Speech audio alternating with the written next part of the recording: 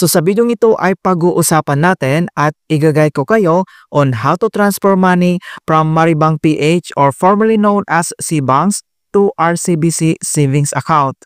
So ang next step ay kailangan lang natin mag-login dito sa ating Maribang PH app or yung CBanks.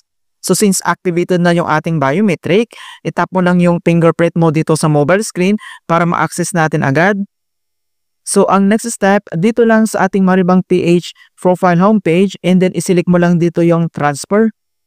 So dito sa pay/transfer or transfer to and then kailangan mo lang isilik dito yung other bank. Or dito naman sa baba ay kailangan mo lang mag-scroll down and then hanapin mo lang dito yung RCBC/Descartec. So once nakita mo na and then i-click mo lang, ang next step makikita mo dito yung account, enter bank account number. So, ang ilalagay natin dito yung ating RCBC Savings Account number. So, fill out lang natin. Okay, so once na-enter mo na dito yung bank account number mo, so double check mo lang kung tama lahat. Kapag tama naman, mag-pop up kagad dito sa baba. Makikita mo dito. And then, itap mo lang dito sa baba. Click here to transfer to this account. And then, so RCBC account number and then enter recipient full name. So, ilagay mo lang dito yung full name mo na register sa iyong RCBC savings account. So, i-click mo lang yung box and then fill out lang natin.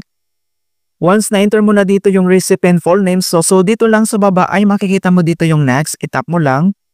Then, makita mo na dito yung transfer and then yung RCBC account details natin. So, dito lang sa baba, i-click mo lang yung box. And then, enter mo lang dito kung magkano yung ita-transfer mo. And then, dito naman sa right corner, makita mo dito yung done. I-click mo lang. Ayan. So, dito naman sa transfer method, pwede mo naman i-select dito as your option.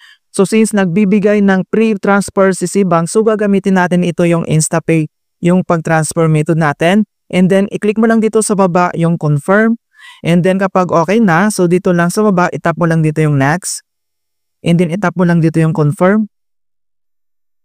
And then, kailangan natin i-enter dito yung 6-digit MPIN code natin sa pag-transfer ng funds or gagamitin mo yung biometric transfer login. So, dito lang sa ating screen, itap lang natin para ma-confirm. And transfer in progress. Okay, so makita mo na dito na transfer successful ito yung amount. And then, nakareceive naman tayo dito ng text message ni RCBC.